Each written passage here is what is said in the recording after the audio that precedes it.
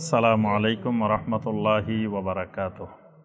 আলহামদুলিল্লাহি ওয়াহদা ওয়াসসালাতু ওয়াসসালামু আলা মান লা নাবিয়্যা বা'দা ওয়া আলা আলিহি ওয়া সাহবিহি ওয়া মাওয়ালা। সম্মানিত মুসল্লিয়ানে কেরাম, আজকের খুতবায় আমরা যে বিষয়টি আলোচনা করার চেষ্টা করব ইনশাআল্লাহ, বিষয়টি হলো ফাদাইলুল উম্মাল ওয়া হুকুকুহুম ফিল ইসলাম। অর্থাৎ ইসলামের দৃষ্টিতে শ্রমিকের মর্যাদা এবং অধিকার, এই বিষয়টির উপরে আমরা আজকে সংক্ষিপ্তভাবে আলোচনা করার চেষ্টা করব ইনশাআল্লাহ। বর্তমানে যে মাসটি আমাদের সামনে অতিবাহিত হচ্ছে, এই মাসটি হল যুলকাদা মাস। যুলকাদা মানে হল বসে থাকার মাস। কুরুত মানে বসে থাকা, কাদা মানে বসে থাকা। যুলকাদা মানে এই মাসটা বসে থাকার মাস। মাসটা বসে থাকার মাস কেন? জাহিলি যুগেও আরবেরা 4টি আসরের রূপ সম্মানিত 4টি মাসকে তারা মেনে চলত। জাহিলি যুগের মুশরিকেরা বর্তমান জামানার মুশরিকদের চেয়ে অনেক ভালো ছিল। তাদের এমন অনেক গুণ ছিল মুশরিকদের, যে গুণগুলো বর্তমান জামানার মুশরিকদের নাই। নবী সাল্লাল্লাহু আলাইহি ওয়াসাল্লামের আগে বা ওই সময়ে জাহিলি যুগের যে মুশরিকেরা ছিল, তারা কিন্তু সাগরের মাঝখানে নদীতে বিপদ আপদে আক্রান্ত হলে তারা কখনো তাদের দেবতাকে, তাদের কোনো খাজা বাবাকে, কোনো অলিয়া উলিয়াকে, কাউকে তারা ডাকত না। তারা সেখানে সাগরের নদীতে খালেসভাবে আল্লাহ রাব্বুল আলামিনের কাছে সাহায্য চায়। এই কথাটা আল্লাহ পাক কোরআনে কারিমে অনেক জায়গায় বলছেন। ওয়াইদা রাকিবু ফিল ফুলকি দা'আল্লাহ মুখলিসিনা লাহুদ্দীন। তারা যখন নৌযানের মধ্যে আরোহণ করে, তখন তারা আল্লাহ রাব্বুল আলামিনকে এমন ভাবে ডাকে, মুখলিসিনা লাহুদ্দীন, খালেস ভাবে, একবারে আল্লাহ ছাড়া কাউকে ডাকে না। কিন্তু আমাদের এই বর্তমান জামানায় যারা শিরিক করে, তারা দেখবেন স্থলভাগের চেয়ে জলভাগে শিরিক আরো বেশি করে। যত জাহাজ আছে, যত লঞ্চ আছে, দেখবেন প্রত্যেক জাহাজের মধ্যে, লঞ্চের মধ্যে খাজা বাবা অমুক, খাজা বাবা অমুক, গাউসুল আজম অমুক নাম লেখা আছে এক একজন। যত ফেরি আছে, ফেরির মধ্যে দেখবেন এরকম বিভিন্ন ধরনের নাম লেখা আছে। লঞ্চের মধ্যে নাম লেখা আছে, জাহাজের মধ্যে নাম লেখা আছে, যেটা জাহিলি যুগের মুশরিকদের ছিল না। তাহলে জাহিলি যুগের মুশরিকেরা সাগরে এত বেশি শিরিক করত। আমাদের দেশে যারা সাগরে মাছ ধরতে যায়, এরাও কিন্তু বিভিন্ন শিরিক করতে করতে মাছ ধরতে যায়। আপনারা তারা কক্সবাজার গেছেন, মহেশখালী, তারপরে আপনার আরো চট্টগ্রামের বিভিন্ন অঞ্চল, এখান থেকে তারা সাগরে মাছ ধরতে যায়। মাছ ধরতে যাওয়ার সময় তাদের কিছু নিয়ম কানুন আছে। এই নিয়ম কানুন গুলো সব শিরকি পদ্ধতি। এবং তারা সাগরের মাঝখানে তাদের গাউসুল আজম মাইজবান্দারি, তাদের ওই বনশা, তাদের মোকামশা, তারপরে তাদের অমুকশা, এদেরকে ডাকাডাকি করে। তাহলে বোঝা যাচ্ছে যে ওই যুগের মুশরিকেরা এই দিক থেকে অনেক ভালো ছিল। সাগরের মাঝখানে মুখলিসিনা লাহুদ্দীন। আর যখন আল্লাহ রাব্বুল আলামিন তাদেরকে উদ্ধার করে স্থলভাগে নিয়ে আসতেন, আল্লাহ পাক বলেন ফাইদা নাজাহুম ফিল বাররি ইদা হুম ইউশরিকুন, তখন তারা শিরক করত। এরকম আরো অনেক গুণ ছিল মুশরিকদের, খুব ভালো ভালো গুণ। মুশরিকেরা প্রতি বছর হজ্জে বাইতুল্লাহ পালন করত, যদিও হজ্জে বাইতুল্লাহর মধ্যে তারা বিকৃতি করছে। তো ওই যুগের মুশরিকেরাও আশহুরে হুরুম সম্মানিত 4টি মাসকে তারা মেনে চলত। আর আরব জাতির অভ্যাস ছিল তারা যুদ্ধ, বিগ্রহ, মারামারি এগুলা খুব পছন্দ করত। এক এক গোত্রের যুদ্ধ বিগ্রহ মাসকে মাস, বছরকে বছর, যুগকে যুগ চলত শুধু যুদ্ধ বিগ্রহ। কিন্তু যখনই আসরে হুরুম আসতো, সম্মানিত মাস আসতো, তখন তারা যুদ্ধ বিগ্রহ বন্ধ করে দিত এবং তার শত্রু তার বাড়ির সামনে দিকে গেলেও তার উপর আক্রমণ করতো না। এবং এই আসরে হুরুমটা মুশরিকেরা এই জন্যই মেনে চলত, আল্লাহর ঘরের সম্মানে, বাইতুল্লাহর সম্মানে আসরে হুরুমের মর্যাদা দিত তারা। কেন? রজব মাসটাকে তারা নির্ধারণ করত উমরা করার জন্য। শত্রু মিত্র সবাই মিলে আল্লাহ করে এসে রজব মাসে উমরা করবে, এই জন্য তারা রজব মাসটাকে মেনে চলত আল্লাহর ঘরের সম্মানে। তারপরে এই যুলকাদা, যুলহিজ্জা, মুহররম, এই 3 মাসকে তারা হজ্জে বাইতুল্লাহর জন্য আল্লাহর ঘরের সম্মানে যুদ্ধ বিগ্রহ সম্ভব করে। তাহলে ওই জামানার মুশরিক আল্লাহর ঘরকে তাজিম করত, আল্লাহর ঘরের প্রতি তাদের প্রচন্ড মহব্বত ছিল, তাজিম ছিল। কিন্তু বর্তমান জামানার যারা শিরিককারী, তারা আল্লাহর ঘরে যাইয়া শিরিক করে।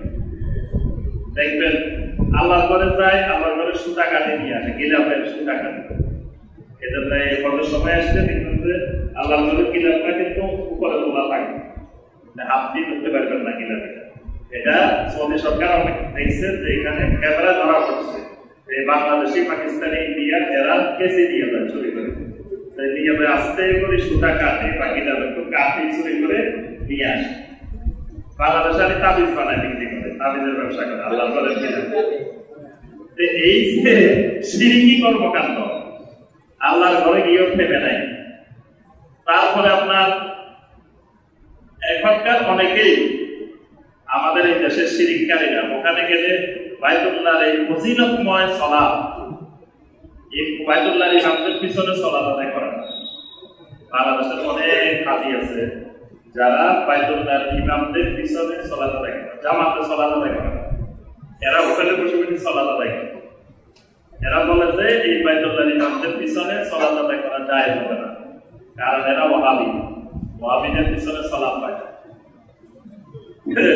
এই জামানার মুশরিক ওই জামানার মুশরিকের চেয়ে মারাত্মক জটিল। তো ওই জামানার মুশরিক বাইতুল্লাহকে তাজিম করত, বাইতুল্লাহ তাজিমে তারা চরম শত্রু, তাদেরকেও তারা হাতের সামনে পাইলে আক্রমণ করত। তো এই যুলকাদা মাসটা, এটা হলো আসরে হুরুমের শুরু, মানে এখানে একসাথে 3 মাস, যুলকাদা, যুলহিজ্জা, মুহররম। শুরু হইতো যুলকাদা দিয়ে। এই মাসটা আসলে তাদের অস্ত্র শস্ত্র সব ঘরের কোনায় রেখে এটা তাদের বসে থাকার মাস। এই জন্য আরবেরা এই মাসটাকে নাম দিয়েছে যুলকাদা। এই মাসটা আমাদের কাছে 2 দিক থেকে ফজিলতময়। একদিক থেকে ফজিলতময়, এটা হলো আশহুরুল হুরুম, এটা হলো সম্মানিত মাস। আল্লাহ রাব্বুল আলামিন কোরআনে কারিমের মধ্যে বলেছেন, ইন্না ইদ্দাতাশ শুহুরি ইনদাল্লাহি 12 শাহরান ফি কিতাবিল্লাহ ইয়াওমা খালাকাস সামাওয়াতি ওয়াল আরদা মিনহা আরবা'াতুন হুরুম যালিকাদ দীনুল কাইয়্যিম। আল্লাহ পাক যেদিন আসমান জমিন সৃষ্টি করেছেন সেদিন থেকেই আল্লাহর কিতাবের মধ্যে নির্ধারিত লেখা 12টি মাস। আর 12টি মাসের মধ্যে মিনহা আরবা'াতুন হুরুম, 4টি মাস হলো, আরবা মানে 4 মাস হলো সম্মানিত মাস, হুরুমের মাস। আর এই হুরুমের মাসকে সম্মান দেওয়া, তাজিম করা, এটাকে আল্লাহ পাক বলতে যালিকা দীনুল কাইয়্যিম, এটা হলো প্রতিষ্ঠিত দিন, এটা হলো কায়েম দিন, দীনুল কাইয়্যিম। তাহলে আমাদের 1 নম্বর হলো এই মাসটা আসরে হুরুমের সম্মানিত মাস। এই মাসকে তাজিম করতে হবে। এই তাজিম করা প্রত্যেক ইমানদারের উপর ফরজ। এই মাসকে কেমনে তাজিম করতে হবে? এই মাসের তাজিম হলো এই মাসে আল্লাহর নাফরমানি বন্ধ করে দেওয়া, গুনাহ ছেড়ে দেওয়া।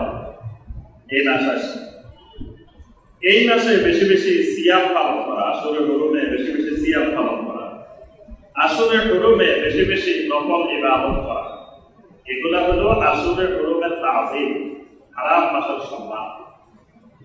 দ্বিতীয়ত এই মাসটা আশহুরুল হজ, হজের মাস। হজের মাস কয়টা? হজের মাস কয় মাস? কেউ জানেন না?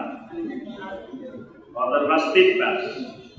আশহুরুল হজ, আল্লাহ পাক কোরআনে কারিমে বলেছেন আল হজ্জু আশহুরুম মা'লুমাত, আল হজ্জু আশহুরুম মা'লুমাত। হজ হলো নির্দিষ্ট কয়েকটা মাস। হজের মাস বলা হয় শাওয়াল মাস, যুলকাদা মাস, যুলহিজ্জা মাস। এই 3 মাসের নাম হলো আশহুরুল হজ, হজের মাস। এই জন্য কেউ যদি শাওয়াল মাসে উমরা করে, হজের সময় হজ করে, এটা তার হজে তামাত্তু হবে।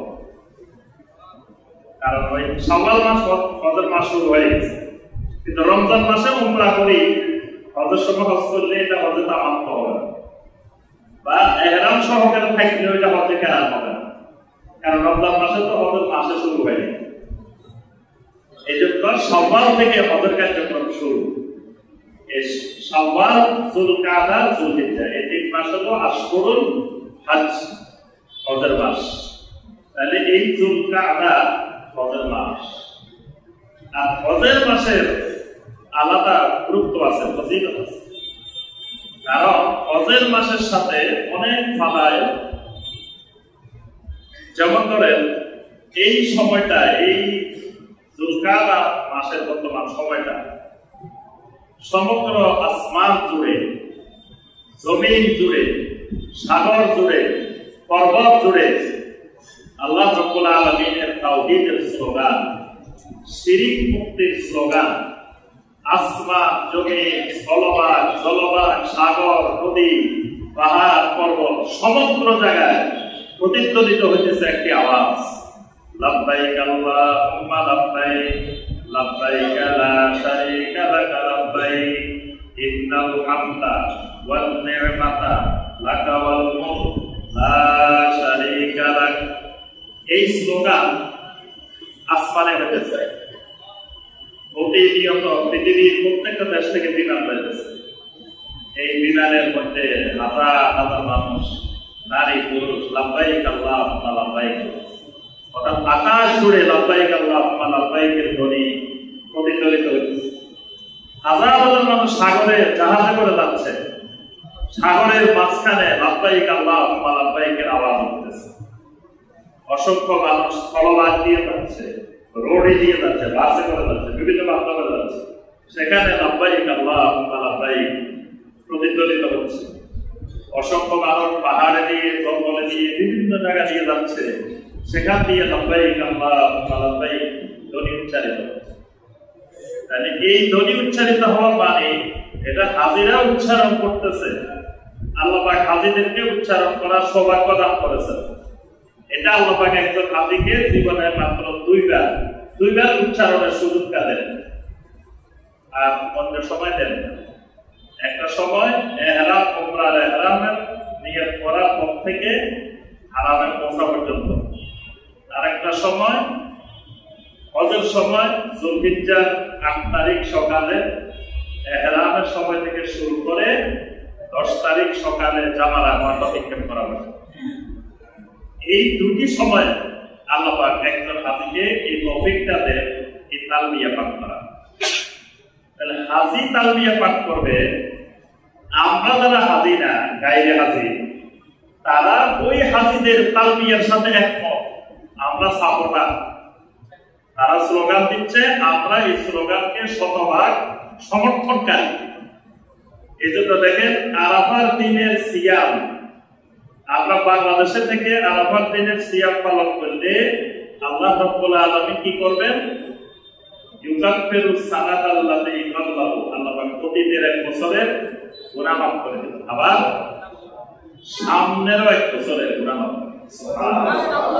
এমন কোন আমল নাই যে আমলে সামনের 1 বছরের গুনাহ মাফ হবে। গুনাহ এখনো করে নাই, গুনাহ মাফ হইব কেন? এখন আগামী 1 বছর তো আমরা গুনাহ করিনি। এটা একমাত্র আরাফার সাথে সম্পৃক্ত। আমি বাংলাদেশে থাকি আরাফাত সওয়াব কেন পাইতেছি? আমি তো হজে যাই নাই, আরাফাত ময়দানে যাই নাই। আমার আরাফাতের ভাই বোনেরা যে স্লোগান দিচ্ছে লাব্বাইক আল্লাহুম্মা লাব্বাইক, আমি বাংলাদেশে থাকি, এই লাব্বাইক আল্লাহুম্মা লাব্বাইকের সাথে একমত। যদি কেউ এই লাব্বাইক আল্লাহুম্মা লাব্বাইকের সাথে একমত না হয়, সে আরাফাত কোনো ফজিলত পাবে না, কিচ্ছু পাবে না। সে সিয়াম পালন করলে জিরো পাবে, কোনো নাম্বার পাবে না। যদি লাব্বাইক আল্লাহুম্মা লাব্বাইকের সাথে সে একমত না হয়, লাব্বাইক আল্লাহুম্মা লাব্বাইকের সাথে একমত কেমনে হবে? এই তালবিয়ার মধ্যে দুইবার আছে লা শারীকা লাক, লা শারীকা লাক। অর্থাৎ বাংলাদেশে থাকি যদি সে শিরক মুক্ত থাকে তাহলে সে আরাফাত ফজিলত পাবে। কিন্তু বাংলাদেশে থাকি শিরক করে, তাওহীদ নাই, সে যত ইবাদত করুক, যত ফজিলত, যত আমল করুক, যত সিয়াম পালন করুক, কিচ্ছু পাবে না। কারণ সে লাব্বাইক আল্লাহুম্মা লাব্বাইকের সাথে এখনো একমত হইতে পারে নাই। এই জন্য এই যুলকাদা মাসটা আপনার হাজিদের জন্য তো খুবই গুরুত্বপূর্ণ, প্রতিটা মুহূর্তে গুরুত্বপূর্ণ। যারা হাজির না তাদের জন্য এই মাসটা, এই আশুরে হজের মাসটা গুরুত্বপূর্ণ।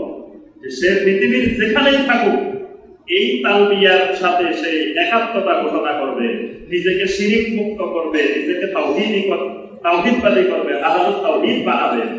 তাহলে দুই দিক থেকে এই মাসটা বসে যাবে।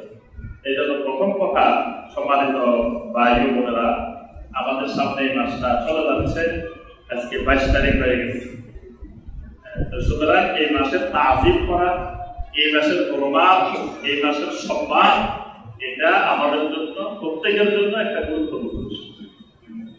দ্বিতীয়ত আমরা আসি আমাদের আজকের যে খোতবার আলোচনার বিষয়, যে ফাদাইলুল উম্মাল ওয়া হুকুকুল উম্মাল, অর্থাৎ শ্রমিকদের মর্যাদা এবং শ্রমিকদের অধিকার, দুইটা বিষয়। জমিনে আল্লাহ পাক প্রত্যেকটা মানুষকে শ্রমিক বানায় সৃষ্টি করেছে। আল্লাহ জমিনে যত মানুষ আছে প্রত্যেক মানুষ কি শ্রমিক, মানে মানুষের মূল পরিচয়টাই হলো শ্রমিক। মাল, শ্রমিকের এক বছর হলো আমেল, 10 বছর হলো মাল। আমল মানে কি? আমলকারী। আল্লাহ পাক আমাদের সবাইকে সৃষ্টি করেছেন আমল করার জন্যই, শ্রমের জন্যই সৃষ্টি করেছেন। এটা আল্লাহ পাক বলেছেন সূরা জারিয়াতের 56 আয়াতে কারিমা, ওয়া মা খালাকতুল জিন্না ওয়াল ইনসা ইল্লা লিয়াবুদুন, ইল্লা লিয়াবুদুন।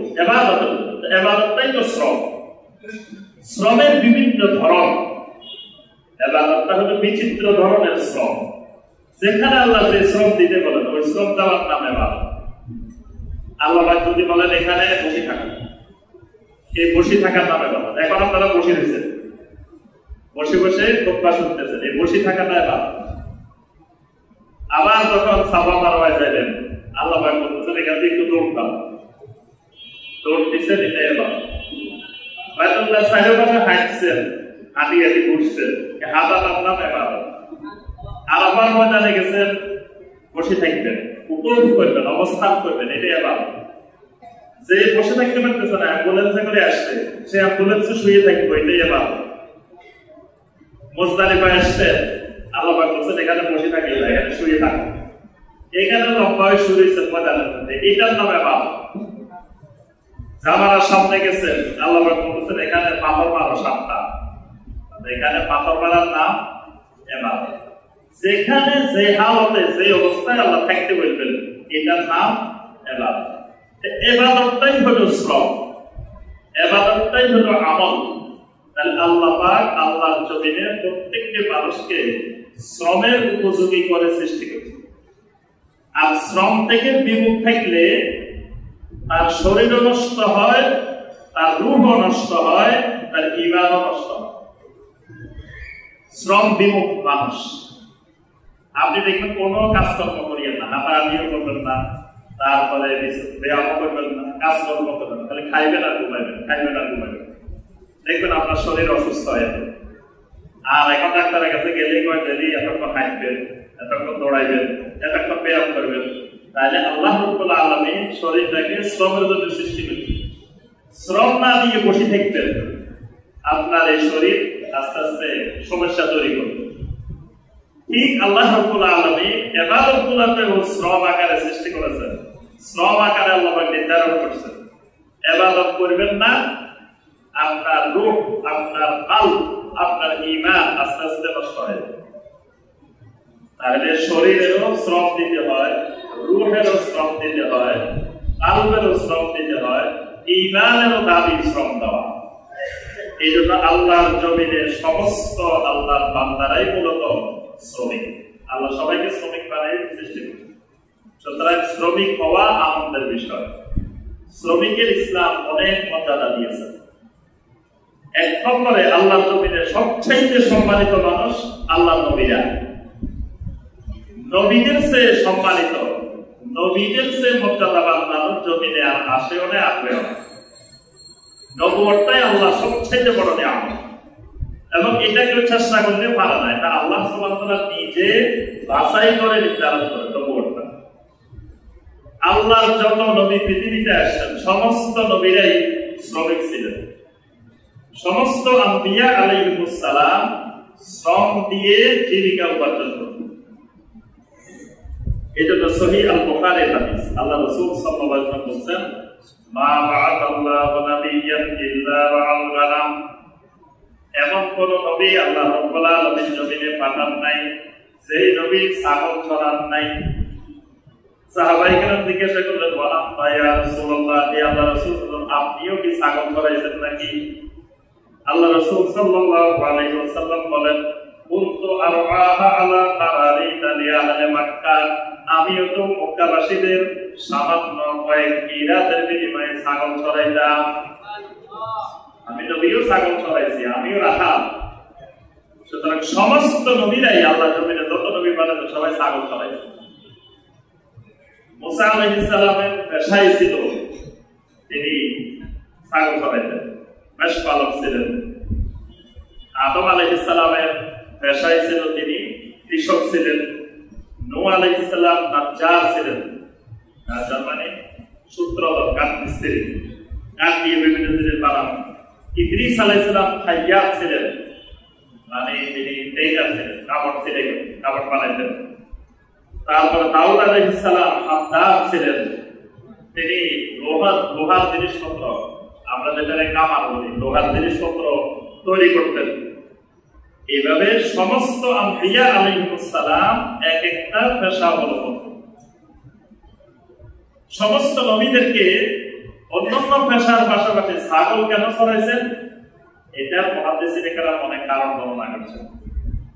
কি কারণে ছাগল চড়াইছেন? ছাগল চড়ানোর কারণ হলো এই আম্বিয়া আলাইহিস সালাম নবুয়ত দেওয়ার কয়েকদিন পরেই, কিছুদিন পরে যখন তারা নবুয়ত পাবেন, তখন তারা মানুষ চড়াইতে হবে। মানুষকে যে ফিতরত দিয়ে আল্লাহ বানাইছেন, মানুষের মধ্যে ছাগলের অনেকগুলো ফিতরত আছে। যে ছাগল চড়াইতে পারবে না সে মানুষও চড়াইতে পারবে, আর যে ছাগল চড়ানোর অভ্যাস আছে, ছাগল চড়াইতে পারে, সে মানুষ চড়াইতে পারে। কিরকম অভ্যাস? গুরুত্বপূর্ণ কয়েকটা অভ্যাস আছে। একটা অভ্যাস হলো, ছাগল যদি দেখে সামনে পানি আছে বা কোনো কিছু সমস্যা, তাহলে এমন খুঁটি ধরব, এবার আপনি যত টাইপের রশি ছিঁড়ে দেখো তো ছাগল আর সামনের দিকে যাবে। মানুষ যদি বুঝে যে সে সামনে গেলে কোনো বিপদ আছে, কোনো সমস্যা আছে, যদি বুঝে যে আশেপাশের মানুষ যদি জানি যায় সে আলে হাদিস, তাহলে বিপদ আছে। তাহলে আবার দেখবেন আপনি তাহলে জোর করিও আলে সাবার মতো মসজিদে আনতে পারবেন। সে এমন খুঁটি ধরব, একদিন এক উছিলা, একদিন এক বছর, একসময় এক উছিলা দেবে। এরকম মানুষ যদি বুঝে তার সামনে কোনো সমস্যা আছে, বিপদ আছে, সে সামনে আগাবে। এটা মানুষের ছাগলের অভ্যাস। মুসা আলাইহিস সালামের উম্মতরা জিহাদে গেছেন, রাস্তার মধ্যে যখন দেখছে বিপক্ষ শক্তি এত কঠিন, এক একজন বিশাল বিশাল দেহি, এক এক আঙ্গুরের খোসার মধ্যে মানুষ ঢুকে যেতে পারে। এত আঙ্গুর দেখি ভয় পেয়ে গেছে। এই আঙ্গুর যদি এরকম এগুলো খায় যারা, তারা কিরকম? আঙ্গুর যদি এত বড় হয়, তা আঙ্গুর এগুলো যারা খায়, মানুষ এগুলো কিরকম? এবার মুসা আলাইহিস সালামের মত বলছে, ইযহাব আনতা ওয়া রাব্বুকা ফাকাতিলা ইন্না হাহুনা কাইলুন। আপনি আর আপনার রব চান জেহাদ করেন, আমরা এখানে বসে দিচ্ছি আজাব, মানে ছাগলের গুটি তৈরি করছি, আর সামনের দিকে যাবেন। এজন্য বদরের ময়দানে যখন সাহাবায়ে কেরাম গেছিলেন, আল্লাহু আকবার, তখন সাহাবায়ে কেরাম মিকদাদ ইবনে আসওয়াদ রাদিয়াল্লাহু তাআলা বলেছিলেন, "এন্তা ইয়া রাসূলুল্লাহ লিমা আমারাকাল্লাহ।" আল্লাহ রাব্বুল আলামিন আপনাকে যেদিকে যাওয়ার নির্দেশ দেন আপনি সেদিকে যান। ইন্না লা আকুলু কামা ক্বালা বানু ইসরাঈল লি মূসা, বনি ইসরাঈলের মূসা আলাইহিস সালামকে যেটা বলছে আমরা কখনো সেটা বলবো না। আমরা বলবো ইযহাব আনতা ওয়া রাব্বুকা ফাকাতিলা ইন্না মাআকুমা মুকাতিলুন। আপনি আর আপনার রব সামনের দিকে এগিয়ে যান, আর আমরা যতক্ষণ রূহ আছে জীবন আছে আমরা আপনাদের সাথেই আছি। তো এই বনি ইসরাঈলের যে অভ্যাসটা, এটা কিন্তু ছাগলের অভ্যাস। তারা সামনে বিপদ থেকে আর আগায় নেই, তারা থামে গেছে। তারপরে দেখবেন ছাগল ধরেন 1000, আপনি 1000 সবগুলোকে একদিকে নেওয়া লাগবে না, 4-5টাকে শুধু একদিকে নিয়ে যাবেন, বাকিগুলো এই 4-5টার দেখা দেখি সব চলে যাবে। মানুষ যদি কিছু এক জায়গায় জড়ো করতে পারে, বাকিগুলোই বলবে যে আমি না পাগল, কিছু বুঝি না, এরা বুঝে না। এখানে লাখ লাখ মানুষ যে আইছে, মানুষ সব পাগল নেই, আমি না পাগল, যাকে জিজ্ঞেস করবেন সেই বলবে ভাই আমি হয়তো কিছু বুঝি না। কিন্তু এখানে যে দেখে এই যে লাখ লাখ মানুষ আসছে, এটা কি না বুঝি আছে? সবাই জিজ্ঞেস করবেন, সবাই করবে আমি না বুঝি না, সবাই কি না বুঝে? আসলে সকলেই কেউ বুঝিয়ে আসে না। দেখছেন যে এখানে হাজার হাজার মানুষ আসে, মানুষের গুলো না বুঝিয়ে গেছে, তাহলে পিছনে একটু বুঝে। এটা ছাগলের অভ্যাস, যে সে মানুষ দেখলে কোথাও কিছু মানুষ জড়ো করতে পারলে। এই জন্য ধর্ম ব্যবসায়ীরা সবচেয়ে বড় কৌশলটা যেটা নেয় সেটা হলো আগে মানুষ জড়ো করে। 1 লাখ লোক, 2 লক্ষ লোক, 5 লক্ষ লোকের সমান, এবং এগুলো লোক জড়ো করার জন্য এজেন্ট নিয়োগ করে প্রত্যেক থানায় থানায়, এবং বিভিন্ন জনকে এগুলোর জন্য আপনার টেন্ডার দিয়ে দেয় যে তোমরা 1,000 লোক আসবে, এত লক্ষ টাকা পাবে, এত লোক আসবে, মাথা পিছু মাথা গোনা টাকা। এটা ধর্ম ব্যবসায়ীদের বিশাল কৌশল। প্রথমে একবার বড় আকারে লোক জড়ো করতে হবে, এই লোক জড়ো করাটা পরবর্তী মাঠে ময়দানে তার প্রভাব সৃষ্টি করবে। এটা ছাগলের অভ্যাস। মানুষ যখন দেখে কোন থেকে এত মানুষ গেছে, এই জন্য কোরআনে কারিমে আল্লাহ পাক বারবার বলছেন, ওয়ালাকিন্না আকতারহুম লা ইয়ালামুন বাল আকতারহুম লা ইয়াকিলুন। অধিকাংশ জানে না, অধিকাংশ আকল নাই, অধিকাংশ জাহেল। এই কথা কোরআন বারবার বলছে, মানে যারা তাওহীদবাদী তারা অধিকাংশের দিকে তাকাবে না। একবারে 99 জন একদিকে চলে গেছে, তাও সে যাবে না। এজন্য আল্লাহর অনেক নবী ছিলেন, পুরা সমাজে একজন তাওহীদবাদী, শুধু আল্লাহর এক নবী তাওহীদবাদী, তার একটা উম্মত নাই, কিন্তু তিনি সমাজের স্রোতে গা ভাসাইলেন নাই। এটা হলো তাওহীদবাদীদের পদ্ধতি। আর যাদের মধ্যে তাওহীদ নাই তারা হলো জনগণ যেদিকে, তারা সেদিকে। জনগণের বিপরীতে কখনো তারা যাওয়ার সাহস করে না। এইরকম আরো অনেকগুলো ছাগলের সারা রাত পড়াইবেন, সকালে পড়া দিবেন, দেখবেন সে পারে না, মাথা দাঁড়ায়। এরকম দেখবেন সারা রাত ওয়াজ শুনছে, সকালে দিকে ভাই কি কি শুনছেন কম থেকে একটা হতে পারে কি শুনছে, ছাগলের ওয়াজ শুনছে। কারণ রাত্রে এত সারা রাত না শুনে, এটা আধা ঘন্টা শুনতো, কিন্তু কিছু এলেম শিখতো, কিছু বুঝতো, তাহলে এইটা তারা অনেক কল্যাণে আসে। দেখবেন আমাদের দেশে যারা শ্রোতা, এদেরকে আপনি ওয়াজের পরে জিজ্ঞেস করেন, ভাই কালকে যেখানে গেছেন সারা রাত শুনছেন, কি কি শুনছেন, তুই একটা কম থেকে কিছু করতে পারেন। কারণ এটা এখানে গেছে কতক্ষণ নাচানাচি করবো, কতক্ষণ লাফালাফি করবো, কতক্ষণ গান শুনবো, কতক্ষণ এগুলো বিনোদনের জন্য গেছে, সেটা এলেম শিখতে যায় নাই, এজন্য বলতে পারে না। এই অভ্যাসগুলো ছাগলের অভ্যাস। আল্লাহ রাসূল সাল্লাল্লাহু আলাইহি ওয়াসাল্লাম বলেন, আল্লাহ পাক জমিনে যত আম্বিয়া আলাইহিস সালামকে পাঠিয়েছেন সবাইকে আল্লাহ পাক আগে ছাগল চড়িয়েছে। তাহলে আল্লাহ নবীরা শ্রম দিতেন, শ্রমিক ছিলেন সবাই, সকল তারা শুধু নিজেরা মানুষ হাদিয়ে দিবে, তোহফা দিবে, এটা নিয়ে খাবে, বসে বসে জীবনযাপন করবেন। আল্লাহ নবীরা এভাবে জীবনযাপন করেন নাই। দাউদ আলাইহিস সালাম কিন্তু রাষ্ট্রপ্রধান ছিলেন, রাষ্ট্রপ্রধান ছিলেন, কিন্তু দাউদ আলাইহিস সালাম রাষ্ট্র থেকে কোনো বাধা দিতেন না। তিনি এই যে লোহার জিনিসপত্র বানাইতেন, এগুলো বিক্রি করে নিজের শ্রম দিয়ে ওই অর্থ দিয়ে তিনি জীবন দিতেন। এমনকি দাউদ আলাইহিস সালামের সিয়াম হলো তিনি সারা বছর সিয়াম করেন, তিনি একদিন সিয়াম রাখতেন, একদিন রাখতেন, একদিন রাখতেন, একদিন রাখতেন। এভাবে বছরে যদি 354 দিন হয়, আগে বছরে এই 354 দিনের প্রত্যেক সময় দাউদ আলাইহিস সালাম সিয়াম পালন করেন। অথচ রাষ্ট্রের দায়িত্ব পালন করেন, তিনি রাষ্ট্র প্রধান ছিলেন। আল্লাহ রাসূল সাল্লাল্লাহু আলাইহি ওয়াসাল্লাম বলেন, মা মিন মুসলিমিন ইয়াজরিউ যারান আও ইয়াগরিসু গারসান ফায়াকুলু মিনহু তায়রুন আও ইনসানুন আও বাহিমাতুন ইল্লা কানা লাহু বিহি সাদাকা। কোন মুসলিম যদি কোন খামারে কাজ করে, কৃষি কাজ করে, শস্য উৎপাদনের কাজ করে, অথবা কোনো গাছ লাগায়, তার এই গাছ থেকে, তার এই শস্য থেকে, তার এই ফসল থেকে পাখিরা খায়, মানুষ খায়, চতুষ্পদ জন্তু খায়। যেমন তারা ধান লাগাইছে, এই ধান পাখিরও খাইছে, আবার এগুলা থেকে মানুষও খাবে, আবার এগুলাতে খেয়াগুলা হয়েছে, এগুলা গরু খাবে। এখানে গরু চতুষ্পদ জন্তুরও খাবার আছে, মানুষেরও খাবার আছে, পাখিদেরও খাবার আছে। এখন আপনি সবকিছুর পরে বাজারে বিক্রি করছেন, বিক্রি করার পরে ওই আল্লাহ রাসূল সাল্লাল্লাহু আলাইহি ওয়াসাল্লাম বলেন, ইল্লা কানা লাহু বিহি সাদাকা। আল্লাহ রাব্বুল আলামিন আপনাকে এর জন্য সাদাকার সওয়াব দান করবেন। সুবহানাল্লাহ। মানে আপনি টাকাও পাইছেন, বিক্রি করে কিন্তু টাকা পাইছেন, কিন্তু তারপরেও এই পরিমাণ ধান আল্লাহর রাস্তায় সাদাকা করলে যে ফজিলত হইল, আল্লাহ পাক সেই ফজিলত দিবেন। কেন দিবেন? কারণ আপনি যদি চাষাবাদ না করে বসে থাকতেন, তো মানুষের কাছে টাকা আছে, চাউল নাই, মানুষ চাউল পাইত। আপনি যে কষ্ট করে চাষাবাদ করছেন, এই কারণে আল্লাহ রাব্বুল আলামিন এই শ্রমের বিনিময়ে এই পরিমাণ শস্য, এই পরিমাণ ফল, এই পরিমাণ জিনিস সাদাকার ফজিলত আল্লাহ রাব্বুল আলামিন তাকে দান করেন। আল্লাহ রাসূল সাল্লাল্লাহু আলাইহি ওয়াসাল্লাম যারা ব্যবসা বাণিজ্য করে শ্রম দেয়, ব্যবসার পিছনে শ্রম, এদের ফজিলত বর্ণনা করে আল্লাহ রাসূল সাল্লাল্লাহু আলাইহি ওয়াসাল্লাম বলেন, আত-তাজিরুস সাদুকুল আমিন মা'আন নাবিয়্যিন ওয়াস সিদ্দীকিন ওয়াস শুহাদা।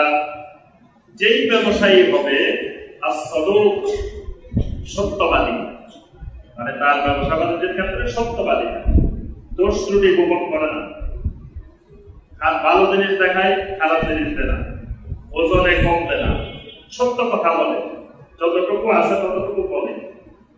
আর আল আমিন, আমানতদার, বিশ্বস্ত ব্যবসায়ী।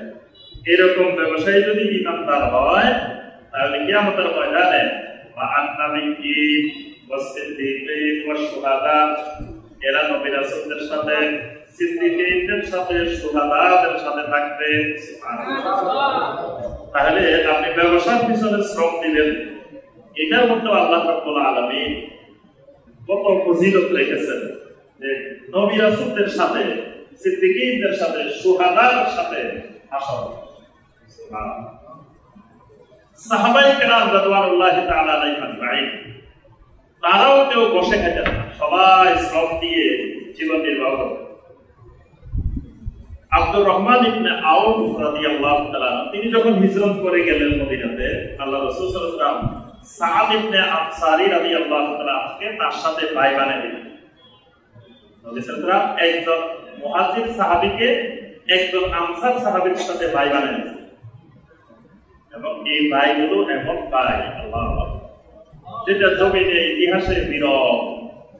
মায়ের পেটের ভাইয়ের চাইতে এই ভাইদের মহব্বত, এই ভাইদের ভালোবাসা, ইমানি ভ্রাতৃত্ব তাদের প্রতি এত গভীর ছিল। ইমানি ভাইয়ের জন্য তারা তাদের জায়গা জমির অর্ধেক ভাগ করে ভাইকে নিয়ে দিত। এখন মায়ের পেটের ভাই ভাইকে জায়গা জমি দেয় না, বোনের জায়গা জমি দেয় না। আর এদের সাথে আত্মীয়তা, রক্তের কোনো সম্পর্ক নাই, একমাত্র ইমানের কারণে হিজরত করে মদিনা মুনাওয়ারায় আসছেন।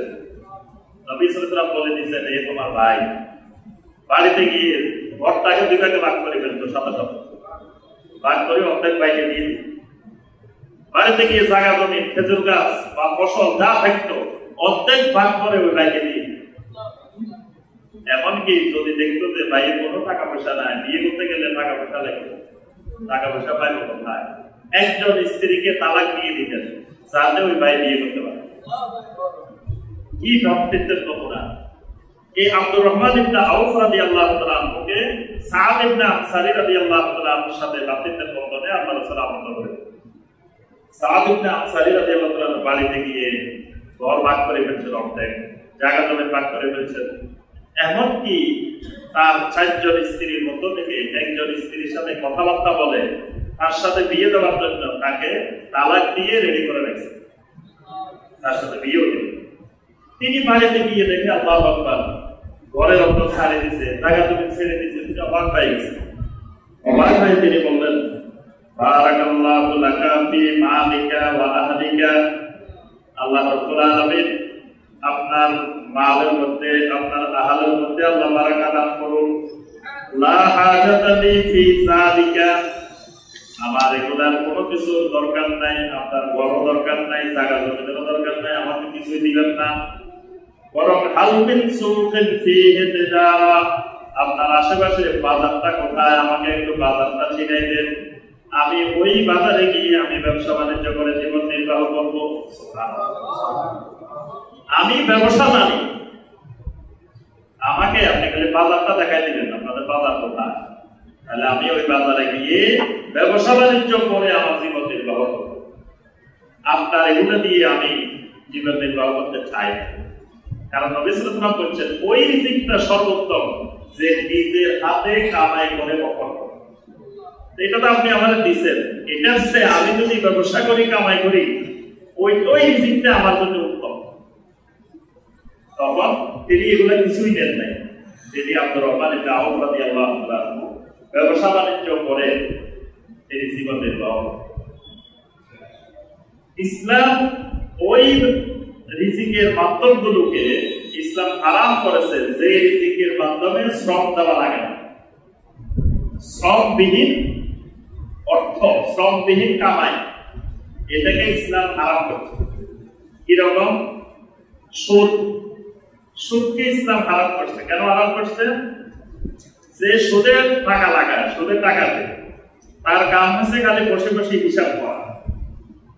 ওয়াইলুল লিকুল্লি মুমাযাতিল লুমাযা আল্লাযী জামাআ মালান ওয়া আদ্দানা, এর কাজ হলো খালি আদ্দানা, মানে মাস শেষ হবে 30 তারিখ হবো, হিসাব করবো, আগে ছিল 1,20 লাখ, এই মাসে হয়ে গেছে 1,30 লাখ, সূত্র বলছে এই বসে বসে হিসাব করে। এই হিসাব করা ইসলামে নিষিদ্ধ। এজন্য আল্লাহ পাক বলেন, আল্লাযী জামাআ মালান ওয়া আদ্দানা, যারা মাল জমা করে আর বসে বসে হিসাব করে, আল্লাহ পাক এদের চিন্তা করছেন এখানে। তাহলে এই সুদের মাধ্যমে শ্রম বিনিয়োগ হয় না। যে সুদে কাজ কারবার লাগায়, যে সুদের ব্যবসা করে, সে শ্রমবিহীন বসে বসে হিসাব করে আর টাকা ইনকাম করে। ইসলাম এটাকে হারাম করে দিয়েছে। কারণ যদি দুইজনে মিলে ব্যবসায় বিনিয়োগ করে মোদারাবা পদ্ধতিতে বা মুশারাকা পদ্ধতিতে, তখন ওই ব্যবসাটা পিছনে দুইজনেরই সবসময় প্রচেষ্টা থাকবে ব্যবসাটা যাতে লস না হয়। কারণ লস হলে তো যে টাকা দিচ্ছে হেরো লস। কিন্তু সুদী যে সুদ দিছে, সে তার ব্যবসা কি হইতেছে না আমাকে খোঁজ খবর নিবে না, চেষ্টাও করবে না। কারণ এর ব্যবসা হইলে হোক না হইলে নাই, আমার টাকা তো চলে আসবে। সে নিশ্চিন্তে বসে আছে, আর একদম ঝুঁকির মধ্যে আছে। 100% ঝুঁকি নিয়ে বসে আছে বিনিয়োগকারী, কিন্তু যে সুদে টাকা দিচ্ছে সে 100% ঝুঁকি মুক্ত। ইসলাম এই ঝুঁকি মুক্ত একজন বসে থাকবো, আরেকজন ঝুঁকি নিয়ে থাকবে, এটাকে ইসলাম সমর্থন করে। এই জন্য ইসলাম এটাকে হারাম করে দিয়েছে। যদি দুইজনেই ঝুঁকির মধ্যে থাকে সমভাবে, তখন দুইজনেই এটার পিছনে শ্রম দিবে। তাহলে শ্রমবিহীন উপার্জন ইসলাম পছন্দ করে না। ঘুষ, রিশওয়াত, বসে বসে অফিসে ঘুষ খাইবে, টাকা নিবে, আরেকজন এটা কষ্ট করে কামাই করে এনে তাকে দিবে, এটা ইসলাম অনুমোদন করে না। চিন্তাই করবে, আরেকজনের টাকা পয়সা লুট করে নিয়ে যাবে, এটা ইসলাম সমর্থন করে। অর্থাৎ নিজের শ্রম দিয়ে অর্থ উপার্জন, এটাকে ইসলাম সমর্থন করে।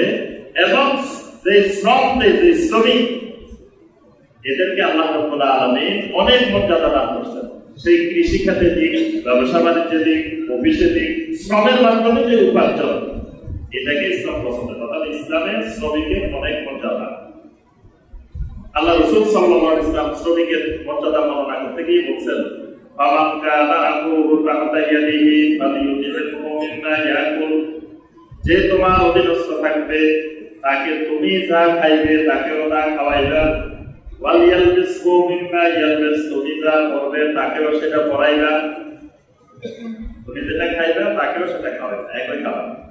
তুমি যেটা পরবা তাকেও সেটা পরাইবা, তার স্বার্থের উপরে তার উপরে কোনো কিছু চাপিয়ে দিও না, কাজ করো। বরং মানে তোমার এই স্বার্থের উপরে কিছু চাপাই দিলে যে জুলুম হবে, আল্লাহ রাব্বুল আলামিন তোমার থেকে এই জুলুমের প্রতিশোধ নেবেন। এভাবে অনেক আয়াত আছে, হাদিস আছে। আমরা এবার আসি হুকুকুল উম্মাহ, শ্রমিকের অধিকার। আল্লাহ পাক একজন শ্রমিকের কি কি অধিকার দিয়েছেন। এক নম্বর অধিকার, শ্রমিকের আত্মসম্মান রক্ষা করার অধিকার। একজন শ্রমিক, তিনি শ্রমিক হলেও তার কিন্তু একটা আত্মসম্মান আছে। এই আত্মসম্মানটা শ্রমিকের বজায় রাখা, এটা শ্রমিকের অধিকার। তার আত্মসম্মান নষ্ট করা যাবে না। প্রয়োজনে আপনার ভালো লাগতেছে না, আপনি শ্রমিক রাখবেন না, কিন্তু তাকে আপনি মারলেন, তার উপর অত্যাচার করলেন, তাকে অপমান করলেন, এই আত্মসম্মান নষ্ট করা যাবে না। আল্লাহ রাসূল সাল্লাল্লাহু আলাইহি ওয়াসাল্লাম হাদিস, সুনান আন-নাসাঈর হাদিস, আম্মা জান আয়েশা বলেন, মা দারাবা রাসূলুল্লাহ সাল্লাল্লাহু আলাইহি ওয়াসাল্লাম ইমরাআতান লাহু ওয়ালা খাদামান কাত্তুন। আল্লাহ রাসূল সাল্লাল্লাহু আলাইহি ওয়াসাল্লাম জীবনে কোনোদিন কোন স্ত্রীকে প্রহার করেন নাই, কোন স্ত্রীর গায়ে আল্লাহ রাসূল হাত তোলেন নাই, স্ত্রীকে আল্লাহ রাসূল মারেন নাই। ওয়ালা খাদামান কাত্তুন, জীবনে কোন খাদেমকে নবী সাল্লাল্লাহু আলাইহি ওয়াসাল্লাম প্রহার করেন নাই, আঘাত করেন নাই, থাপ্পড়ও দেন নাই কোন খাদেম। নবী সাল্লাল্লাহু আলাইহি ওয়াসাল্লামের সবচাইতে প্রধান খাদেম তিনি হলেন আনাস রাদিয়াল্লাহু। আনাস রাদিয়াল্লাহু তাআলা বলতেছেন, ওয়াল্লাহি লাকাদ খাদিমতুহু 9 সিনিন, আল্লাহর কসম আমি নবী সাল্লাল্লাহু আলাইহি ওয়াসাল্লামের 9 বছর খেদমত করেছি। এই 9 বছরের মধ্যে মা আলিমতু ক্বালা লিশাইইন সানাতু লিমা ফাআলতা কাযা ওয়া কাযা, কখনো আমি এমন কিছু করেছি যেটা নবী সাল্লাল্লাহু আলাইহি ওয়াসাল্লাম জানার পরে আমাকে বলেন নাই, এইটা করলে কেন, এটা করলে কেন, এই কথা কোনোদিন বলেন নাই। ওয়ালা লিশাইইন তারাকতু হালা ফাআলতা কাযা ওয়া কাযা, আমি কিছু করি নাই, আমাকে বলেন এইটা করলে না কেন, করলে না কেন। কথা বলেছে, আমি এই 9 বছর খেদমত করছি, আল্লাহ রাসূল সাল্লাল্লাহু আলাইহি ওয়াসাল্লাম কখনো আমার সাথে এরকম ব্যবহার করেন নাই। তাহলে এক নম্বর অধিকার, শ্রমিকের, সে শ্রমিক হোক তার একটা সম্মান আছে, সে ফিয়ক হোক, সে যত নিম্ন পদস্থ হোক, সে একবারে ঝাড়ুদার হোক, তারও একটা আত্মসম্মান। এই আত্মসম্মানটা ইসলাম খরচ করে দিয়েছে। তার আত্মসম্মানে আপনি আঘাত করতে পারবেন। আত্মসম্মানে আঘাত করাটা জরুরি। একজন মসজিদের মুয়াজ্জিন, মসজিদের খাদেম, এটা মুয়াজ্জিন হোক, খাদেম হোক, যে কবেই হোক, তিনটা একটা আত্মসম্মান। আপনি তার আত্মসম্মান নষ্ট করার অধিকার। এইভাবে সর্বসেক্টরে, সব জায়গায়, সকল শ্রমিকের একটা আত্মসম্মান। এই আত্মসম্মান রক্ষা করা, এটা শ্রমিকের অধিকার। এটা আল্লাহ প্রদত্ত অধিকার, আল্লাহ রাসূল সাল্লাল্লাহু আলাইহি ওয়াসাল্লাম প্রদত্ত অধিকার। এটা আমরা দেখি শ্রমিকের এই আত্মসম্মানটা রক্ষা করা হয় না। মনে করে শ্রমিকের আবার কিসের সম্মান, কিসের আত্মসম্মান। মানে শ্রমিককে মনে করে যে আপনার সুন্দর করে কথা বলতে, এটাও অনেকে খারাপ মনে করে। আপনার দেখবেন যে আপনি যখন চা দোকানে যাবেন, একটা চা দিবে, এটা সুন্দর করে বলবে না, এই চা এইটা মানে তার কোনো সম্মান করতে কিছু নাই। আবার আপনি সুন্দর করে বললেও আবার শুনে না, কারণ এরাও অভ্যস্ত হয়ে গেছে। আপনি যে সুন্দর করে করলেন, 10 মিনিট বসে দিতেন, আপনারা চা দিবেন। আরেকজন যখন এরকম করে গেছে, এ বলার আগে নিয়ে আসে। আমি কয়েক জায়গায় এরকম বসে গেছি, বলছি আপনি এইভাবে সারাদিন বসে থাকলেও পাবেন না, কারণ এদের অভ্যাস হয়ে গেছে যে এদেরকে এইভাবে ব্যবহার না করতে, সুন্দর ব্যবহার করলে এরা শুনে না। এটা হলো মানে ওই তার আত্মসম্মান, হেও ধরে নিছে আমার আত্মসম্মান নাই, যারা আসতেছে এরাও মনে করতেছে কিসের আত্মসম্মান, এই ছোট্ট জায়গায় চাকরি করে, ছোট্ট পদে চাকরি। কিন্তু ইসলাম এটাকে সমর্থন। 2 নম্বর তার অধিকার, যে শ্রমটা দিবে ওই শ্রমের সাথে চুক্তিবদ্ধ মজুরি পাওয়ার অধিকার। শ্রম দেওয়ার আগে তার সাথে চুক্তিবদ্ধ হওয়া, এটা ইসলামের ফরজ। 10 টাকা জিনিস হোক, আপনি ধরেন রিক্সায় উঠবেন, আপনি এখান থেকে এখানে 20 টাকা ভাড়া হবে, এটাও বলে উঠবেন, তার সাথে চুক্তিবদ্ধ হয়ে উঠবেন, ভাই এখান থেকে এখানে কম। অনেক সময় রিক্সা ড্রাইভার দিয়ে উঠে যান, অসুবিধা নেই। পরে ভাড়া হয়েছে 10 টাকা, ওখানে গেছেন 50 টাকা, কারণ আগে তো কথা বলে উঠেন নাই। এখন তো আপনি এবার আত্মসম্মান, আপনার সম্মান বলতে বলতে বাধ্য হয়ে 50 টাকা দেওয়া লাগবে, তাহলে আপনাদের রিক্সাওয়ালা সেখানে মান সম্মান নষ্ট করে দিবে। আর মানুষ সব তার পক্ষে থাকবে, বলতে নিয়ে তুমি এখানে আসছো, তুমি ভাড়া দিতেছ না কেন, আপনি কিছু বলতেও পারবেন না। এটা ইসলামের নীতিমালা হলো যে যে কোনো শ্রম নেওয়ার আগে শ্রমিকের সাথে আপনি চুক্তিবদ্ধ হইবেন। চুক্তিবদ্ধ হয়ে যে তোমাকে এটা এই কাজটা করবে, এই সপ্তাহ টাকা কত দিতে হবে বা কি দিতে হবে, এই সপ্তাহে আবদ্ধ হয়ে তারপরে তার শ্রম দেওয়ার পরে তার মজুরি পাওয়াটা তার অধিকার। কোরআনে কারিমে সূরা আল কাসাসের 25 নম্বর আয়াত মুসা আলাইহিস সালামের ঘটনা আল্লাহ পাক বর্ণনা করে, সেখানে শ্রমিকের অধিকারগুলো আল্লাহ বর্ণনা করেছেন। মুসা আলাইহিস সালাম যে আপনার এখান থেকে মিশর থেকে চলে গেছিলেন কোথায়?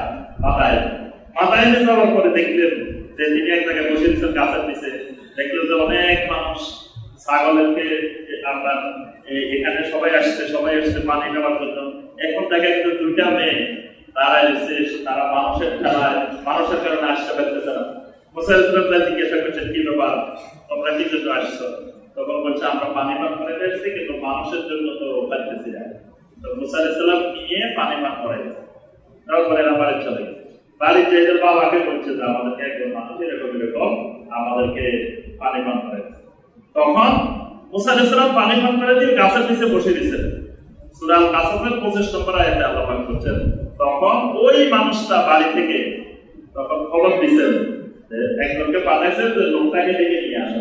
তখন সে এসে বলছে, ইন্না আবি ইয়াদরুকা লিয়াদিয়াকা আদরামা সাকাইতা লানা, তুমি যে আমাদেরকে পানি পান করানোর কাজে সহযোগিতা করছো, এটা উজরত নেওয়ার জন্য আমার আব্বা তোমাকে ডাকতেছে।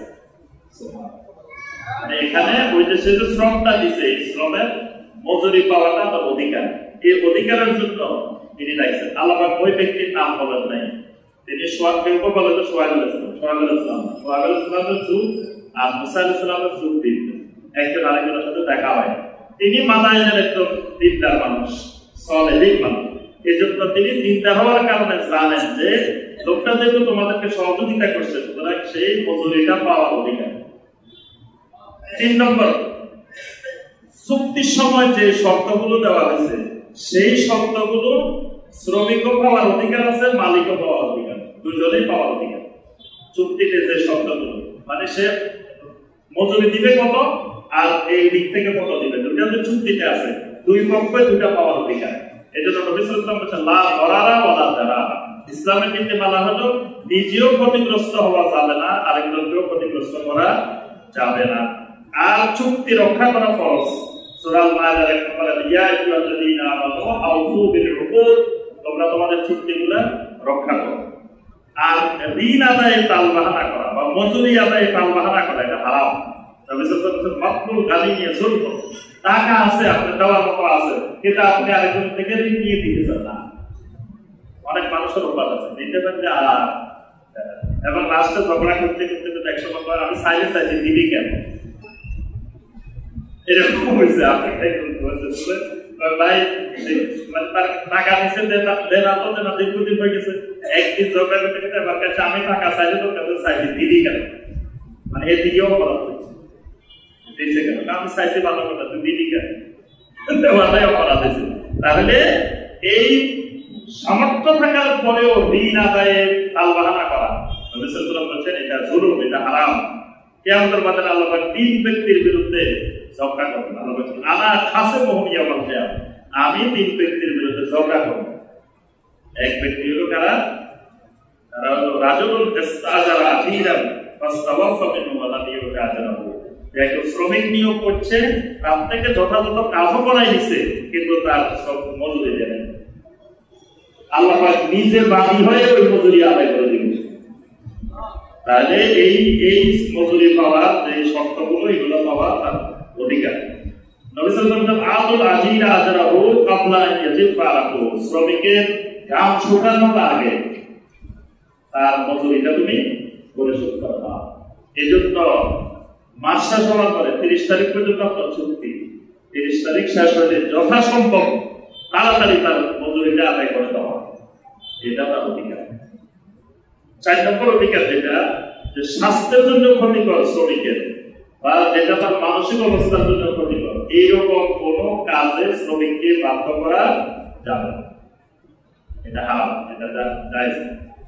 তার মানে শরীরের জন্য স্বাস্থ্যের জন্য ক্ষতি হবে এই কাজটা করলে, অথবা তার মানসিকভাবে ক্ষতিগ্রস্ত হবে, এরকম কাজে বাধ্য করা যাবে। মুসা আলাইহিস সালামকে যখন ওই মাদায়েনের ব্যক্তি তখন তাকে শ্রমিক নিয়োগ দিচ্ছেন, তখন বলছেন ওয়ামা উরিদু আন আশুক্কা আলাইকা সাতাজিদুনি ইনশাআল্লাহু মিনাস সালিহিন, আমি তোমার উপরে কোনো কাজ চাপাই দিব না, ইনশাআল্লাহ তুমি আমাকে সালিহিন পাইবে। তাহলে তোমার যে কাজের জন্য নিয়োগ দিতেছি এই কাজে করাবো না, বাইরে কোনো কষ্টদায়ক কাজ তোমাকে নিয়ে করাবো না, আর আমাকে তুমি সালিহিন পাইবে। তাহলে 5 নম্বর যে অধিকারটা সেটা হলো শ্রমিকের অভিযোগ করার অধিকার থাকবে, বিচার প্রার্থনার অধিকার থাকবে। আর 6 নম্বর যে অধিকারটা সেটা হলো কোন শ্রম ইসলাম বিরোধী কাজে, দিন বিরোধী কাজে দেওয়া যাবে না। এটা তো শ্রমিক শ্রম বিনিয়োগের সময় আগে দেখতে হবে আমাকে যে কাজে খাটানো হবে কাজটা হালাল না হারাম। আপনাকে চাকরি দিচ্ছে সুদী প্রতিষ্ঠান, এই সুদী প্রতিষ্ঠানে শ্রম দেওয়া হারাম, সুদী প্রতিষ্ঠানের ড্রাইভার হওয়া হারাম, সুদী প্রতিষ্ঠানের আপনার দারোয়ান হওয়া হারাম, সুদী প্রতিষ্ঠানের বাবুসি হওয়া হারাম, সুদী প্রতিষ্ঠানের যে কোনো কাজে আপনি শ্রম দিতে পারবেন। শ্রম দেওয়ার অর্থ হলো আপনি ওই হারামটাকে সহযোগিতা করতেছেন। ঠিক একইভাবে সিগারেটের ফ্যাক্টরি, সিগারেট বানায়, বিড়ি বানায়, আপনি সেখানে শ্রম দেওয়া আপনার জন্য হারাম। তারপরে যেখানে এরকম হারাম জিনিস মদ বানায়, মাদক দ্রব্য বানায়, এখানে যেই পদে যেই পোস্টে যেখানে ঝাড়ুদার দেওয়া হারাম। তার অর্থ হলো আপনি এই কাজটাকে সহযোগিতা করেন। গাড়ি পরিবহন করবেন ওইটা, এটাও হারাম। কারণ আল্লাহ পাক সূরা আল-মাইদা 2 নম্বর আয়াতে বলেছেন ওয়া তাআওয়ানু আলাল বিররি ওয়াত তাকওয়া ওয়া লা তাআওয়ানু আলাল ইসমি ওয়াল উদওয়ান, তোমরা একজনকে নেকির কাজে, তাকওয়ার কাজে সহযোগিতা করো, কিন্তু গুনাহের কাজে, সীমালঙ্ঘনের কাজে একজন আরেকজনকে সহযোগিতা করবে না।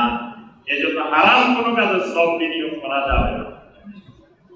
সর্বশেষ 7 নম্বর যে অধিকারটা শ্রমিকের, সেটা হলো একজন মুসলিম শ্রমিক আল্লাহর ইবাদত পালনের অধিকার।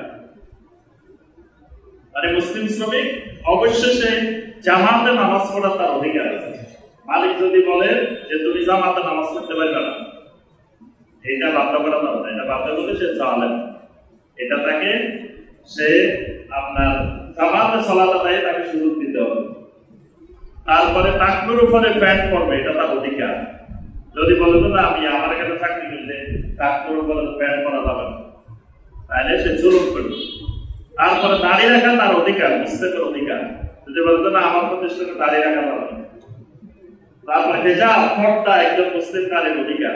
যদি বলতো না আমাদের এখানে কিন্তু বোরকা করা যাবে না, আমাদের এখানে এটা করা যাবে না, এটা শ্রমিকের অধিকার থেকে তাকে বঞ্চিত করছে, এটা তারপরে জুলুম। এজন্য শ্রমিকের জন্য এই চাকরি করা হারাম।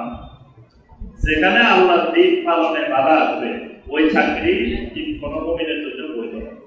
আল্লাহ রাব্বুল আলামিন আমাদের সবাইকে আল্লাহর দ্বীনের বিধিবিধানগুলো সঠিকভাবে জানা, বোঝার তৌফিক দান করুন। আল্লাহ রাব্বুল আলামিন আসরের রোজ যুলকাদা মাসে তাজিম করার আল্লাহ পাক আমাদের সবাইকে তৌফিক দান করুন। আল্লাহ রাহিমাহুল্লাহ। أقول قولي هذا وأستغفر الله لي ولكم فاستغفروه إنه هو التواب